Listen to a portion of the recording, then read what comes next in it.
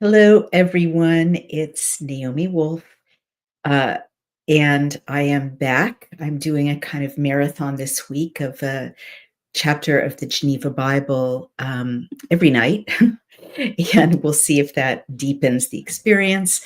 I hope for you, certainly, I trust for me to have the continuous narrative night after night after night. So, welcome. And those of you who are just joining in, this is the Geneva Bible from 1560, the Founders Bible, Shakespeare's Bible, Jefferson's Bible, the Puritans' Bible, um, and directly from the Hebrew translated. And we also compare it with the Hebrew from Chabad.org, the Masoretic text, and we compare that to the Revised Standard Version. And what we see throughout is a series of mistranslations. And if you are just joining us now, we're in a section of Leviticus in which is, as I say very transparently with the last few broadcasts, kind of challenging, kind of difficult in some ways, because the narrative has kind of paused. The children of Israel, have left Egypt. They're in the desert. They betrayed God with golden calf. They were half decimated. The faithful are starting again their journey with Yahweh, and they've built the temple of meeting. They've built the ark. They've created the garments of the priests the way God requested. Everything is ready for God to join them. And now God has moved beyond describing what clothes the priest should wear and what embroideries the temple of meeting should have, and how the cherubim should be made out of gold for the Ark of the Covenant. And now he's getting into human behavior and what he needs the children of Israel to do for him to really be God's people and to be close to him and to have him live among them in a state of holiness. And we talked a lot about what that means, le kadesh, to be holy. And these chapters, the last few chapters, are really getting into God creating a Havdalah, Mavdil. He's making a distinction between Tameh, the impure, the ritually unclean, and Tahor, the pure. And this goes to behavior, but it also goes to foods that you eat and don't eat. And we had a chapter yesterday on childbirth, and it was kind of astonishing because talk about mistranslation. I'd always been taught that Leviticus 12, which is about women being kind of separated from the tribe, the community, not going to the temple of meeting for either 33 or 66 days after childbirth, was because they were considered unclean because they were bleeding or they, given birth. And that was kind of misogynist.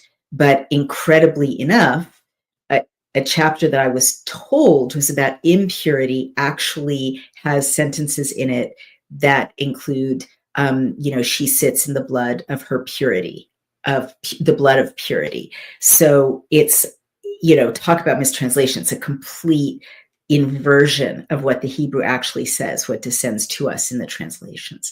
And as we've seen over and over and over and over again, when there are mistranslations, they serve to alienate us from God. I think that's a pretty huge realization, that hundreds of years of translations of the Bible into English mistranslate key words almost always, I would say 80% of the time, with the effect of making God seem more unreasonable, making humans seem more disgusting and pathetic, and elevating the role of the priest as a gatekeeper to God. And that just isn't there in the same way in the text. So we've seen so many examples of that.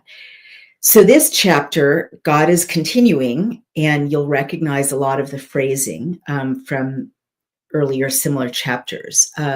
God is telling Moses to tell Aaron, basically, what to tell the people. And in this chapter, it's about skin lesions. And honestly, when I was dreading going through Leviticus, it was my memory of this chapter, as well as the childbirth chapter, that really kind of deterred me or made me think, oh, how will I deal with that? How will I understand that? It's kind of intense. It's kind of heavy, kind of mean, because the translations I'd read really seemed to be, well, kind of gross, honestly.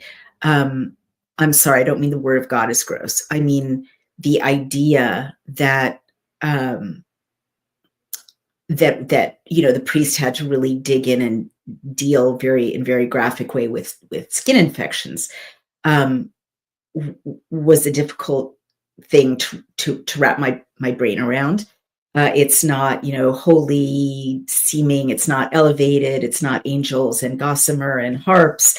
It's leprosy, or that's how it's been translated into English. The chapters have been understood to be about leprosy and other infectious skin diseases. So we're going to jump in. We're going to get through it. But before we do, and then I'm going to add the commentary from Rebbe.org, which reads it very, very metaphorically. We'll get to that. But before I do, I just want you to think about what it was like to be human in the desert, surrounded by this wandering tribe, in a very primitive state, right? Without a city, without medical care, without, heat during cold nights or cold during blistering days. I mean, I've been to the Sinai. It is an intense, extreme environment. It's a desert. It's a true desert, right? It's not like, oh, Palm Springs, here's a little oasis with palm trees. No, it's a real, brutal, beautiful, intense, extreme desert environment. Water is scarce. There's very little foliage. I can barely imagine what these sheep and goats were eating unless the microclimate was very different, 4,000 years ago, or 3,000 plus years ago. And also imagine the illnesses that people got. Okay, someone's really harassing me. I'm going to make them go away. So these people were living all together in a camp, and they were, sleeping many to a tent. Families were crowded into tents, that animals were near them, and all they had was each other. So infectious diseases were very terrifying at the best of times in the ancient world, really right up until the 20th century, right, with the invention of antibiotics. But in this period, in the middle of the desert, an infectious disease could wipe out the whole tribe, wipe out the clan. And so they had to take it very seriously. And so this is God. I mean, if you take a big picture view of this, it's God basically saying, I'm going to give you guys instructions in the most minute detail to keep you healthy and well, and to protect you and to keep you from dying of the main things you're likely to die of in the middle of the Sinai desert. Wild animals, certainly thirst and exposure, certainly starvation, but also infectious diseases.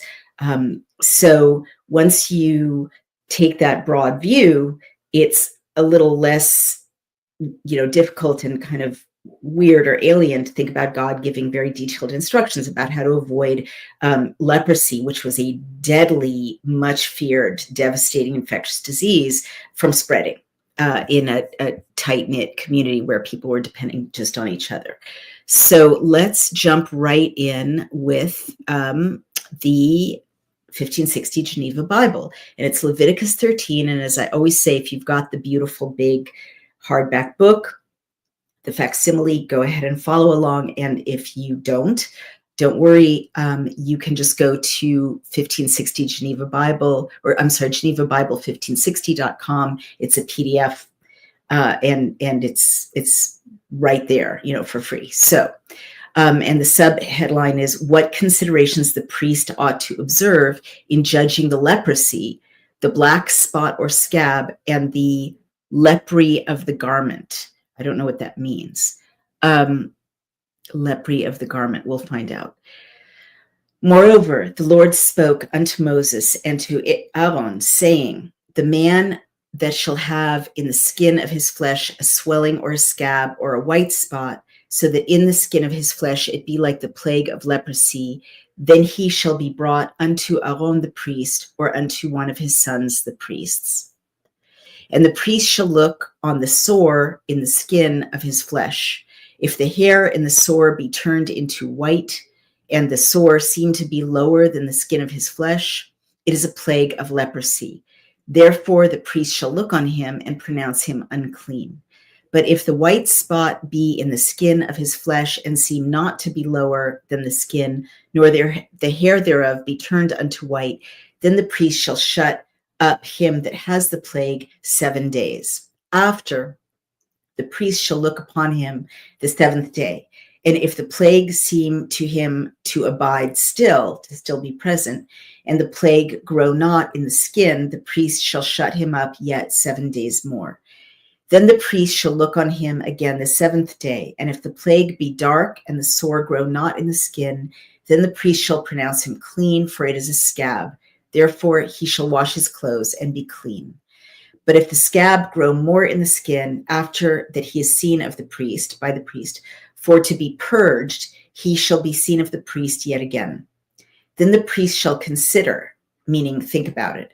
And if the scab grow in the skin, then the priest shall pronounce him unclean, for it is leprosy. When the plague of leprosy is in a man, he shall be brought unto the priest, and the priest shall see him.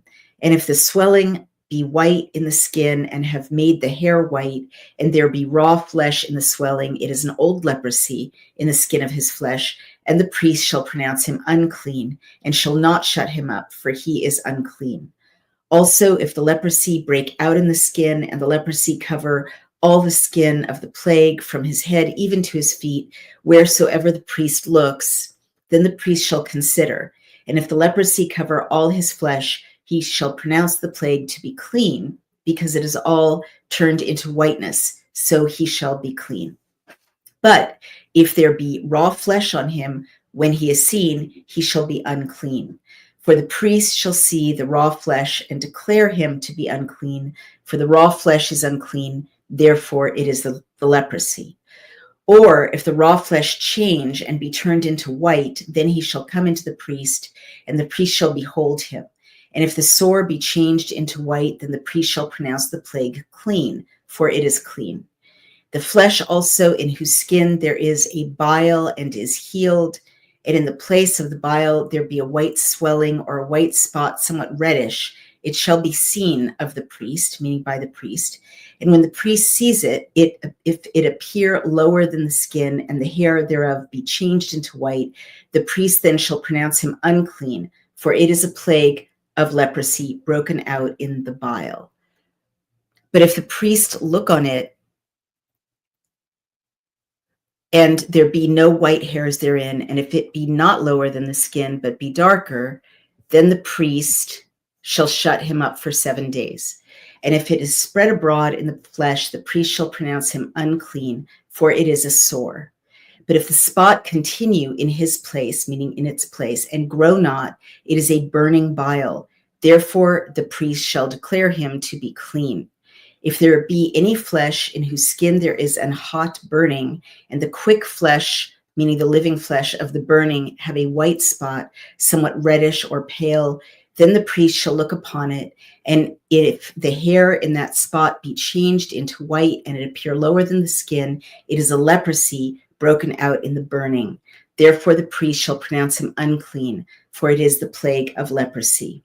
But if the priest look on it, and there be no white hair in the spot, and be no lower than the other skin, but be darker, then the priest shall shut him up 7 days. After the priest shall look on him the 7th day, If it be grown abroad in the skin, meaning further in the skin, then the priest shall pronounce him unclean, for it is the plague of leprosy. And if the spot abide in his place, stays in its place, not growing in the skin, but is dark, it is a rising of the burning. The priest shall therefore declare him clean, for it is the drying up of the burning.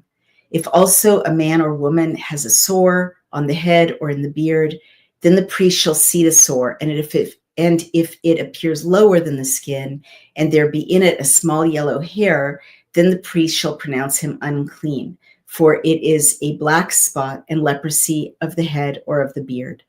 And if the priest look on the sore of the black spot, and if it seem not lower than the skin, nor have any black hair in it, then the priest shall shut up him that has the sore of the black spot 7 days.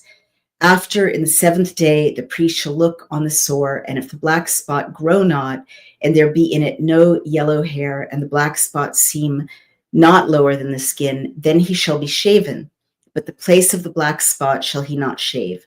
But the priest shall shut him that has the black spot 7 days more. And the 7th day, the priest shall look on the black spot, and if the black spot grow not in the skin, nor seen lower than the other skin, then the priest shall cleanse him, and he shall wash his clothes and be clean. But if the black spot grow abroad in the flesh after his cleansing, then the priest shall look on it. And if the black spot grow in the skin, the priest shall not seek for the yellow hair, for he is unclean. But if the black spot seem to him to abide, to stay, and that black hair grows in it, the black spot is healed, he is clean, and the priest shall declare him to be clean.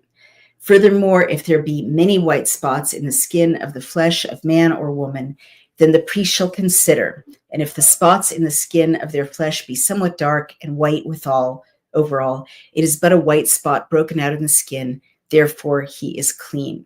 And the man whose hair is fallen off his head and is bald is clean. And if his head close the hair on the forepart and be bald before, he is clean. But if there be in the bald head or in the bald forehead a white reddish sore, it is a leprosy springing in his bald head or in his bald forehead. Therefore the priest shall look upon it, and if the rising of the sore be white reddish in his bald head or in his bald forehead, appearing like leprosy in the skin of the flesh, he is a leper and unclean. Therefore the priest shall pronounce him altogether unclean, for the sore is in his head.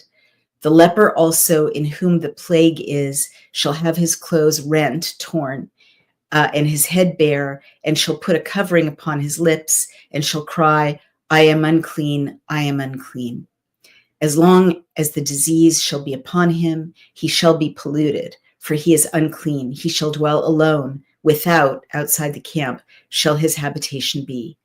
Also the garment that the plague of leprosy is in, whether it be a woolen garment or a linen garment, whether it be in the warp or the woof of linen or of woolen, either in a skin or in anything made of skin, meaning leather, if the sore be green or somewhat reddish in the garment or in the skin or in the warp or in the woof or in anything that is made of skin, it is a plague of leprosy and shall be shown unto the priest.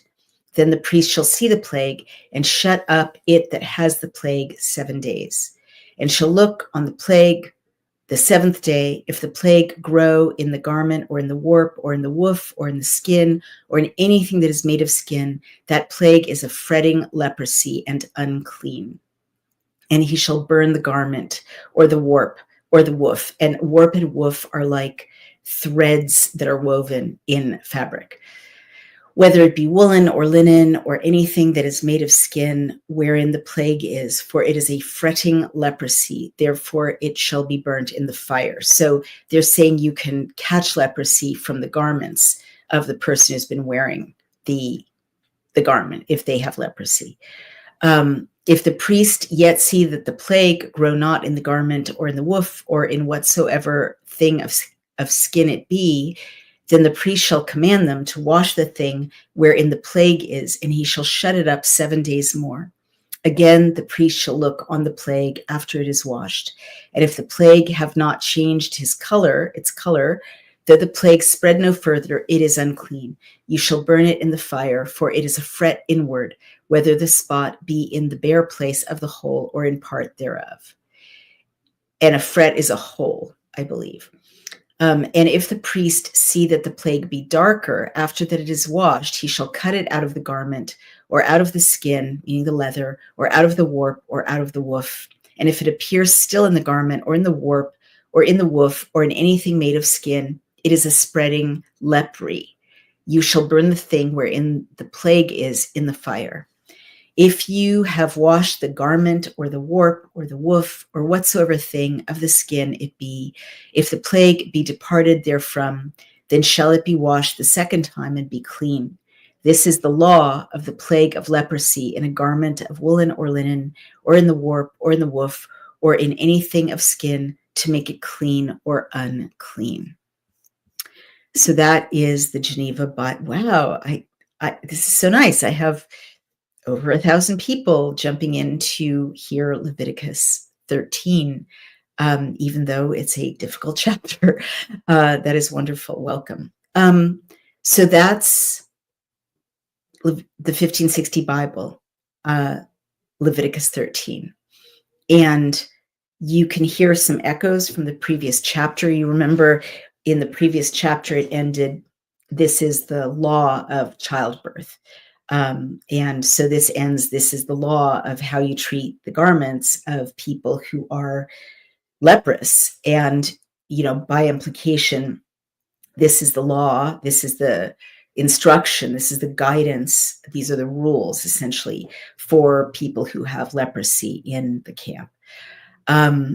It seems very sad, right? I remember I first read this chapter when I was like 12 or 13, on some high holy day when I was just leafing through the 5 books of Moses, and the notion that people with leprosy would be sent to live alone outside the camp, shut away for 7 days or 14 days, or if they didn't get better, really sent into exile outside the camp, which is a dangerous situation, right? That's almost a death sentence. Seemed really sad.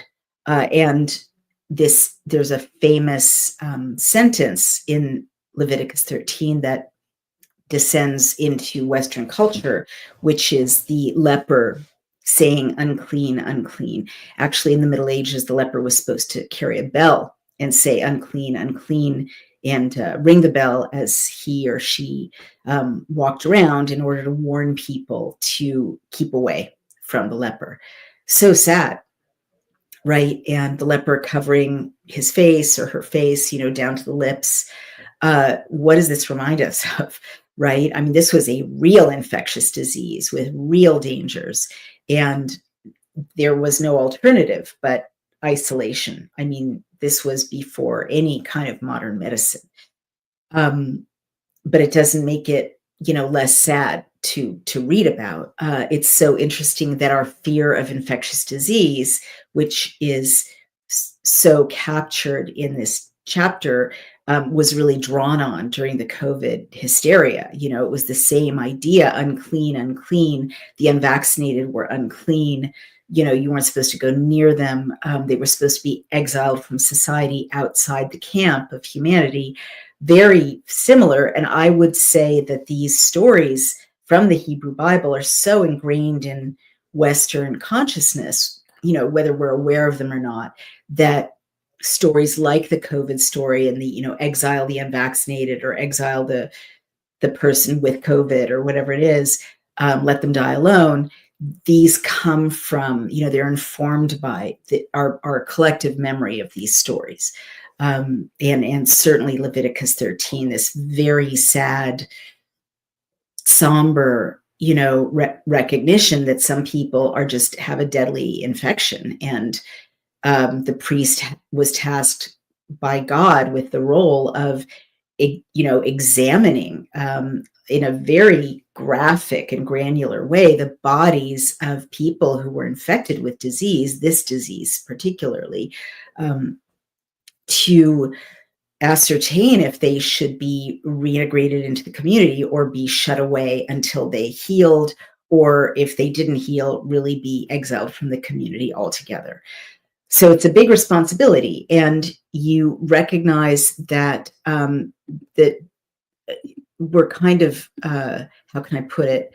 I'm just banning a user who's harassing me. This is so tiresome.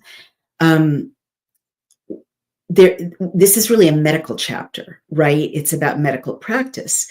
It's medical guidance from God, really, for the children of Israel. And when I was reading through it and kind of going, this is gross, this is gross, this is gross, I was also thinking, I'm not a medical doctor, and medical doctors have to learn things that are pretty gross. You know, this is what you do with scrofula. This is what you do with gangrene. This is what you do with, you know, pus when you're lancing a boil. It's like gross, but doctors are trained to deal with the gross things our bodies do, right?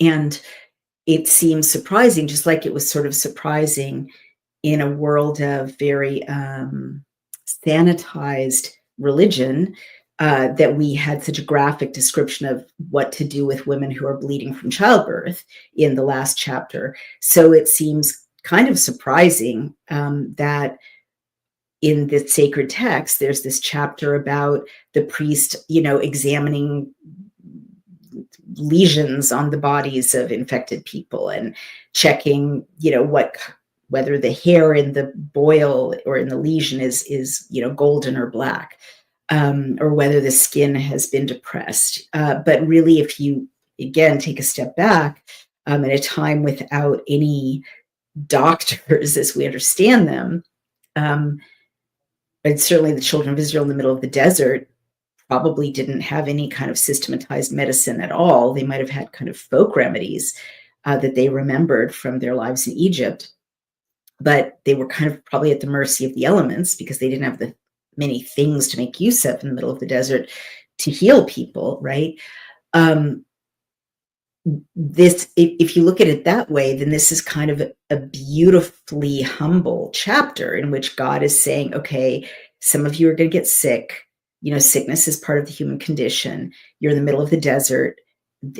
If an infectious disease arises, a serious infectious disease that could wipe you all out, I'm going to give you instructions in very graphic, you know, humbling detail. Like the human body can be so gross, it's kind of humbling, right, to be human and know that, you know, if you have leprosy, you're going to erupt in boils that are reddish white, or, you know, this graphic description of the lesions. But God is kind of caring so much about us that he is willing to say, okay, and, you know, this is how you check the boils, and this is how you check the lesion, and this is how you know it's infectious. And if it, you know, if it turns dark and is no longer full of raw flesh, then the guy's getting better. If you think of it that way, it's quite moving. So like God is really more than getting down to our level. God is really being the doctor, right? And in the most, you know, giving medical instruction for people in the most disgusting condition, the most repellent condition. So obviously God made the leper. God's not repelled by the leper. But if you think about it that way, it's very caring. You know, it's like a parent taking care of a disgustingly sick child, right? And it's also caring to the rest of the community, because God is trying, and you see this throughout these three books. God keeps trying to keep disaster from befalling his children, right? They have free will, they can mess up, they can bring misfortune upon themselves, but he keeps trying to give them all the tools they need to not be wiped out, and to make it through this arduous journey in the desert to get eventually to the Holy Land, which hasn't even been discussed yet, by the way. They don't know where they're going. They're just following Moses out of slavery. So that's pretty intense. You know, I didn't really think about that either when I thought about the Bible in the past, because you don't read it chapter by chapter, but, you know, we always kind of think with, you know, Disney movies or whatever, children's Bibles, that you sort of conflate this timeline. You sort of think, oh, the children of Israel in the desert knew that they were going to a land flowing with milk and honey. Well, they don't know that yet. They don't know anything about where they're going. They're in this complete existential kind of state of having to trust this God they don't know, this crazy guy Moses, who keeps telling them to do crazy things that no one's ever done before. And Aaron, his brother, they don't know if they're going to get out alive. They don't know where the water is. They don't know if they're going to die in the desert. They said to Moses, before they built the golden calf, like, we wish we'd never left Egypt. We miss the flesh pots of Egypt. It was better to be slaves than to be stuck here in the desert, not knowing what's going to become of us. So you really don't think about that, in the kind of truncated sense of the Bible that we get. But reading it chapter by chapter by chapter, all these things are happening in the middle of the desert to people who have no idea where they're going or what's going to happen to them, or that there will ever be a land flowing with milk and honey, which is pretty deep. So that's the discussion I wanted to share about Leviticus 13 in the 1560 Geneva Bible. So now let's take a look at the Hebrew. And I'm not going to read it all the way through because it is quite technical. Again, it's very medical, as you know. And one interesting thing is that in the 1560 Geneva Bible, the leper, or the person who may have leprosy, is shut up for 7 days. And in the Hebrew, it's actually quarantine. Well, it's translated as quarantine, but it's Hizgiru HaKohen. It is more like Lisgor is to shut someone up, to close something.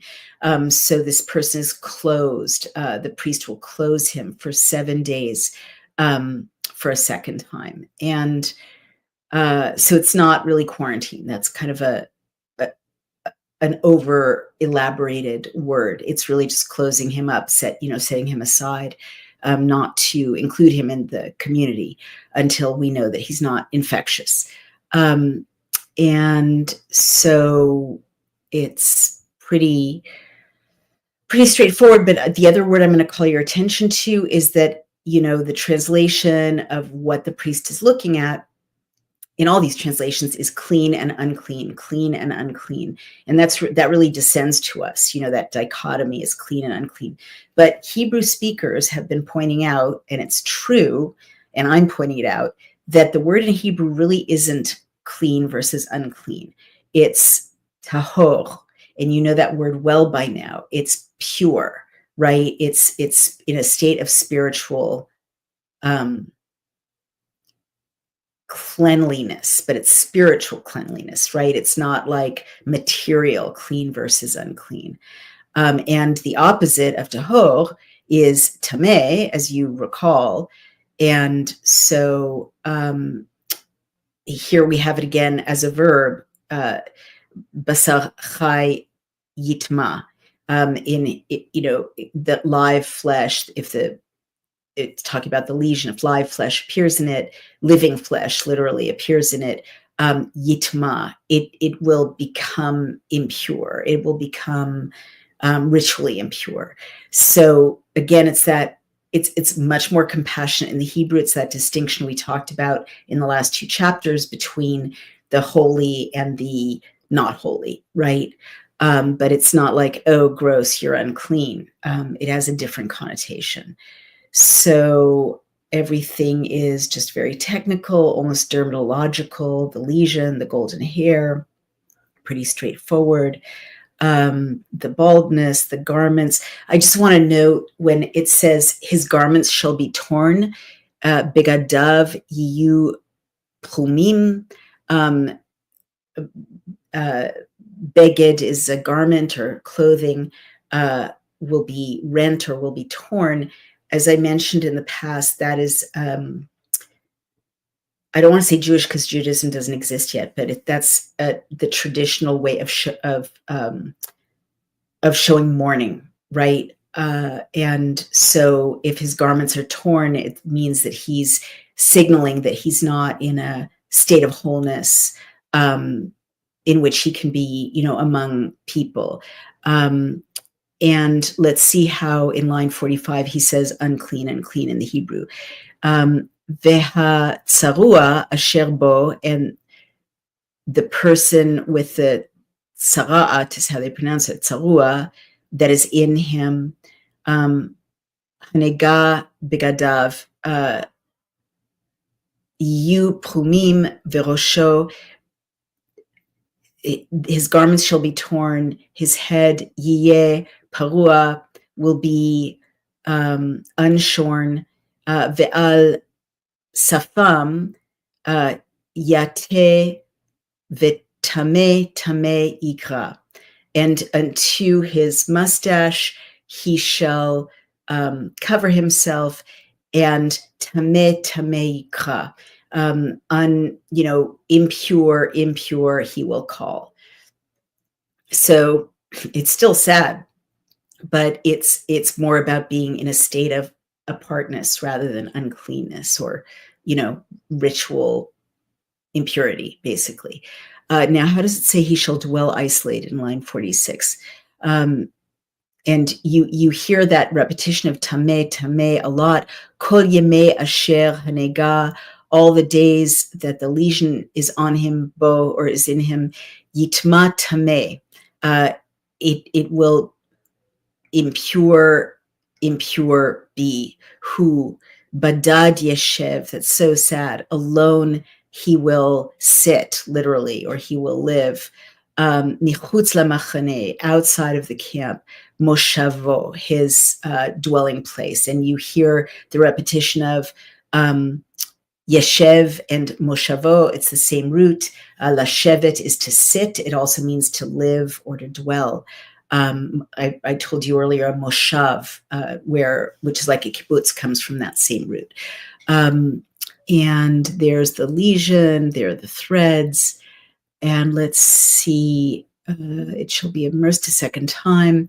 And then the last sentence is 59, Zot Torat Nega Tzara'at. This is the Torah, this is the law of the lesion of Tzara'at, Beged Hatsemer, on a garment of wool, or hapishtim, or linen, or hashti, or ha'erev, or kol kli, or letaharo, or letam'o, warp or woof threads, or any leather article. And I'm going to say it again, letaharo o letam'o, to purify it or to make it impure. So different, right? Much less judgmental.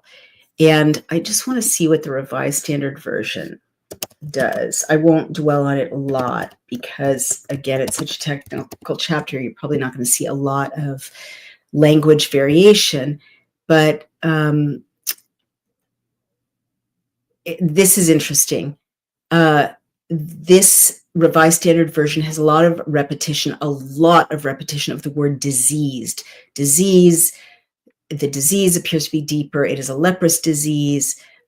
He shall shut up the diseased person. If in his eyes the disease is checked and the disease has not spread in the skin, the disease spot is dim, the disease has not spread in the skin. I'm not repeating, it actually says it twice. And the priest shall pronounce him unclean, it is leprosy. So lots of disease. But in the Hebrew, it's, do they say disease a lot in the Hebrew? Let's go back to that. It's definitely tzara'at. They use the word for the disease, but it's not like a repetition of diseased, right? It's much more kind of neutral. It's a leprous disease. When a man or woman has a disease on the head or the beard, the priest shall examine the disease. And if the priest examines the itching disease, the priest shall shut the person with the itching disease for 7 days. And on the 7th day shall examine the disease. I mean, literally every other word here is disease. That is very interesting. and reddish-white diseased spot, diseased swelling, leper who has the disease. This is really interesting and weird. This is all about if the disease shows greenish or reddish in the garment, he shall examine the disease. If the disease has spread in the garment, it's almost obsessive. If the priest examines and the disease has not spread, the priest shall command, they wash the thing in which is the disease. The priest shall examine the diseased thing after it has been washed, and if the diseased spot has not changed color, though the disease has not spread, it is unclean. And the disease is dim after it is washed, then it shall be washed a second time. This is the law for a leprous disease in a garment of wool or linen, either in warp or woof, or in anything of skin, to decide whether it is clean or unclean. Wow, this is trippy, you guys, because I just don't recall that in the Hebrew or in the revised, in the 1560 Geneva Bible, it says disease, disease, disease, disease. It says sapachat or baheret. It's like the language of the lesion, but it's not saying disease, disease, disease. It's just very technically describing a lesion. Behold, the lesion has not spread. The lesion has become dimmer. The lesion of tzara'at. So everywhere, so interesting. Everywhere in the Hebrew, it says lesion, which is a very technical term, right? It's something on your body that the priest is examining. The Revised Standard Version translates it as disease. And in that repetition, there must have been 35 iterations of the word disease in that short chapter in the Revised Standard Version. So it has a very different feeling. It's much less compassionate. It's much more freaky. It's much more judgmental, right? Like literally in the Hebrew, the priest is very objectively looking at someone's body and trying to figure out if the lesion indicates an infectious state, and trying to assess it, right? He hasn't already decided. It's a process of analysis. It's almost like a description of symptoms over time that the priest is supposed to be looking for. But he hasn't decided from the outset that this person is diseased. But in the English Revised Standard Version, the modern translation, it's disease, disease, disease, disease, disease, disease.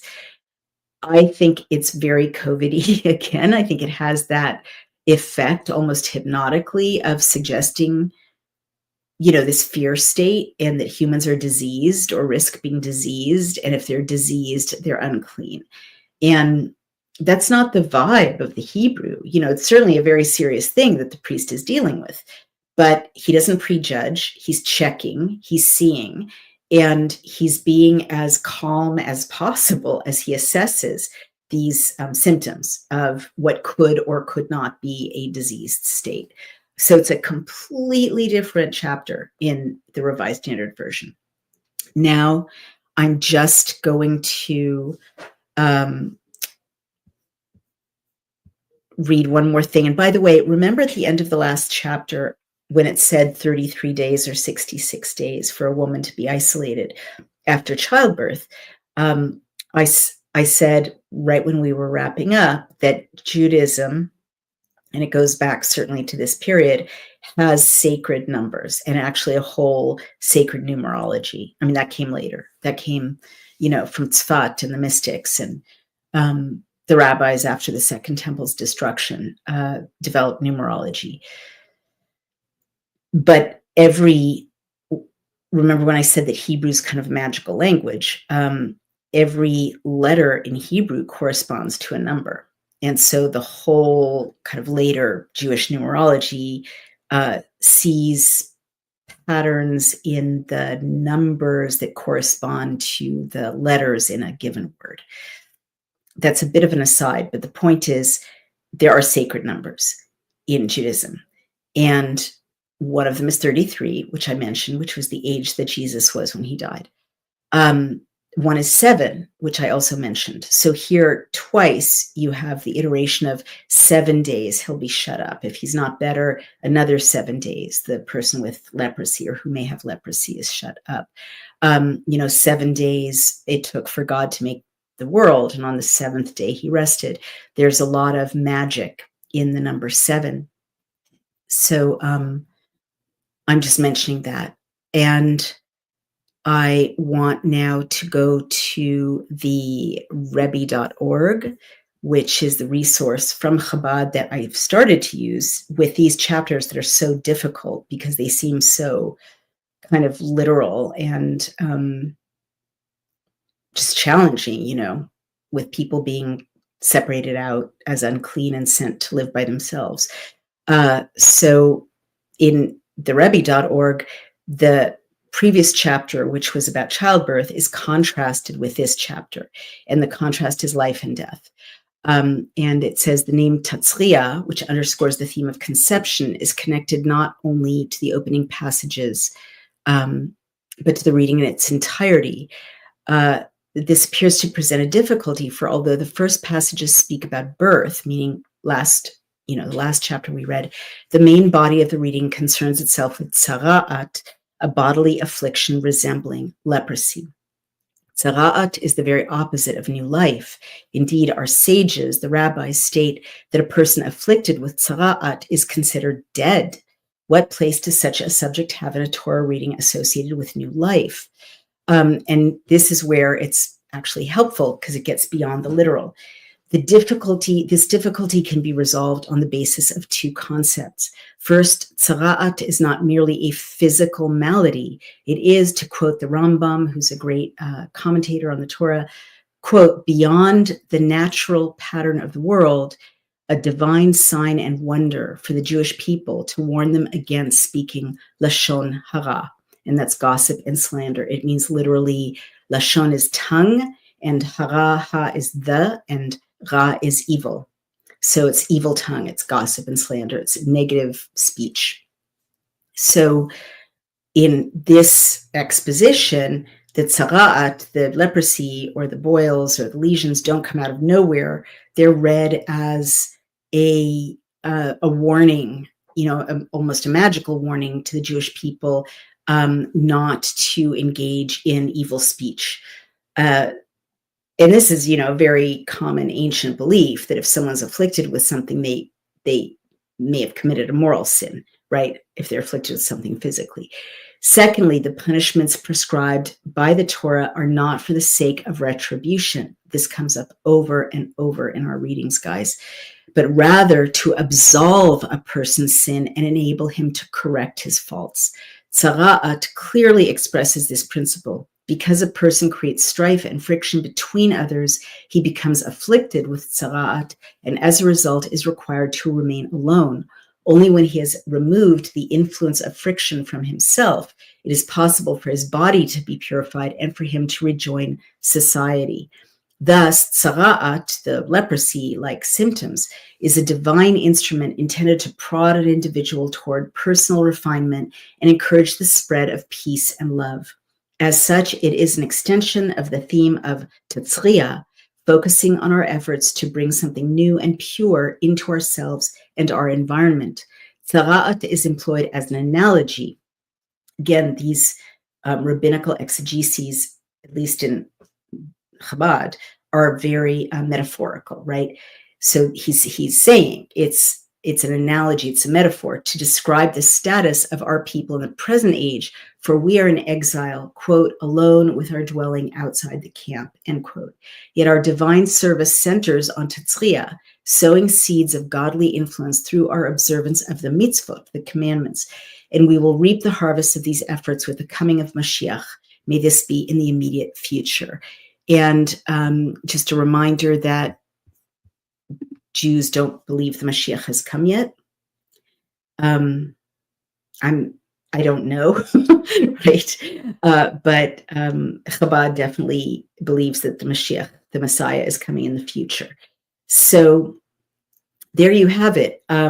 It doesn't really show why this physical manifestation, these lesions, are connected with gossip or slander. This is a summary from a very revered exegetical text called the Tanya, which kind of goes through the 5 books of Moses and explains it. As I understand it, I need to know more about it, but the gist is that these afflictions aren't punishments. They're ways to help us course correct, and that the isolation, which seems so sad and depressing and like punitive, actually is a way for someone who has caused strife and friction with what he or she has said to reflect and be alone and consider, his or her actions, so to refine his or her intention, to bring purity into his or her self. Said really well, I thought, and rejoin the community more dedicated to creating harmony and love. So that's that analysis. So now we have a bunch of comments. Let's see. Yeah, so Sean Rhodes, who really knows his Bible, points out that in Numbers, which we haven't gotten to yet, 12:14, quote, "And the Lord said unto Moses, if her father had but spit in her face, should she not hide in shame 7 days? Let her be shut up without the camp 7 days, and after that she shall be brought in again." So this idea of spend 7 days outside the camp, is going to extend into future books of the 5 books of Moses. And he also says, Numbers 12:15, "And Miriam was shut up without," meaning outside the camp, 7 days, "and the people journeyed not till Miriam was brought in again." So Miriam, you haven't met her yet, except when the children of Israel crossed the Red Sea successfully and escaped their pursuers, the Egyptian army. She led the women in celebrating with music. But you're going to meet her again. She's the sibling of this extraordinary group of siblings, Moshe and Aaron. She's their sister, and she's an extraordinary woman. But indeed, she was shut up outside of the camp for 7 days. And we'll get to why that happens. Sean Rhodes also mentions King Uzziah, that he had a censer in his hand to burn incense, and while he was wroth, angry with the priests, the leprosy broke forth in his forehead before the priests in the house of the Lord beside the altar of incense. Wow, you guys really know your sacred text. Betsy Dooner says Jess's mentions the blind man was not afflicted out of guilt. And then Uzziah was a leper until the day of his death and dwelt in a house set apart, being a leper, for he was cut off from the house of the Lord. So leprosy is a theme for sure. And it does seem to be connected in this very excellent reminder of the story of Uzziah, which we haven't gotten to yet, that it was, in that case, it's read as like an inner anger erupts in external lesions or boils. And weirdly, modern medicine or alternative medicine kind of says the same thing, that if you have a lot of rage, it can come out in these symptoms, right? And the rabbinical commentary seems to say the same thing, that people who are causing friction and strife, may come out with these symptoms. I'm never going to blame someone for their medical condition, or assume that they have a moral problem. But it was very common in the ancient world to think that a medical problem suggested a moral problem. And certainly it comes up in these many examples as, I'm going to say divine punishment. I mean, God sending leprosy to people who are prideful. He did corruptly and trespassed against the Lord, says Sean Rhodes. And wow, you guys, and there's Donald Wortham. Wow. Colossians 1:22, in the body of his flesh through death to present you holy and unblameable and unreprovable in his sight. That's a great quote. You guys are really cooking with gas, as they say. Sean Rhodes says, Tzara'at wasn't what was contagious. It's what Tzara'at represented. In the case of Miriam, the sister of Moshe, she was overstepping her boundaries by seeking a higher position even above Moses. That is really interesting. And that really goes along with, this theme that it seems to be a symbol and of a moral problem. So that makes the Revised Standard Versions very reductive, disease, disease, disease, disease, reading all the more impoverished, I think.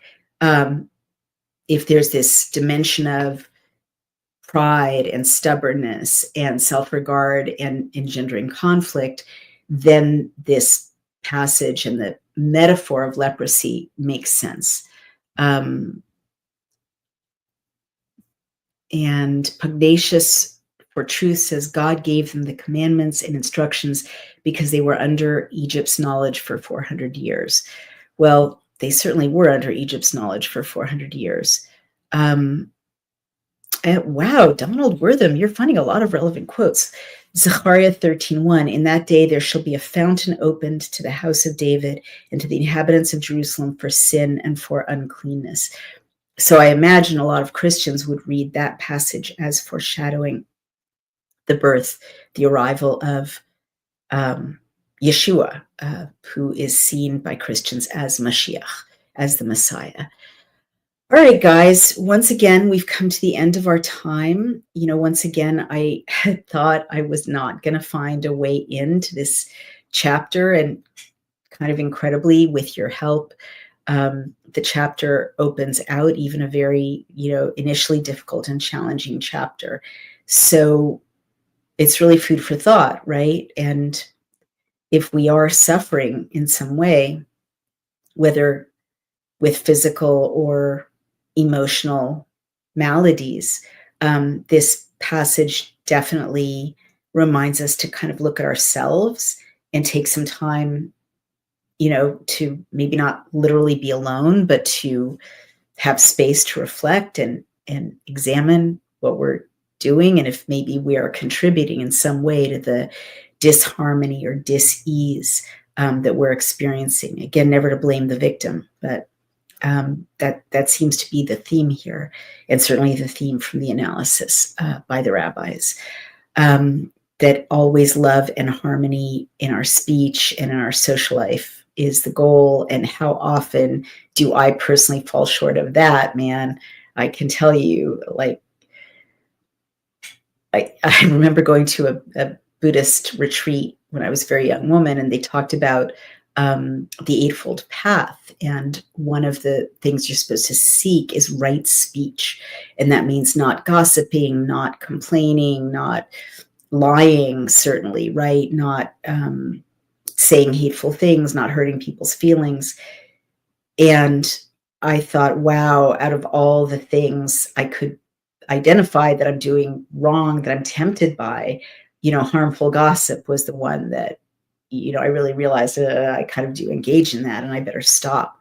It's hard. It's a discipline.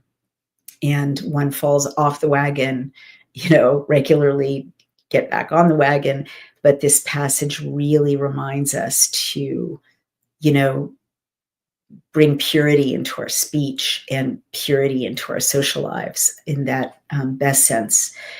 Okay, guys, I'm going to let you go. We can think about the pure and the impure, what in our lives makes us feel like we're getting closer to purity or bringing purity out of ourselves, what makes us feel like it puts us in a state of impurity. I'm sure you have your personal list. I have my personal list, right? Like how I feel after doom scrolling on X is like I'm in a state of impurity for sure.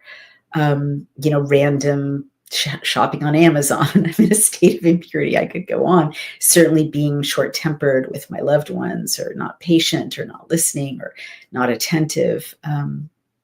All of these things. the pure and the impure, right? It's such an essential divider. And it was, it is for us, and it was for this group of hapless people in the middle of the desert trying to find a relationship with a God they're really just getting to know. And he's trying to find a way to have a relationship with a people that he's just getting to know.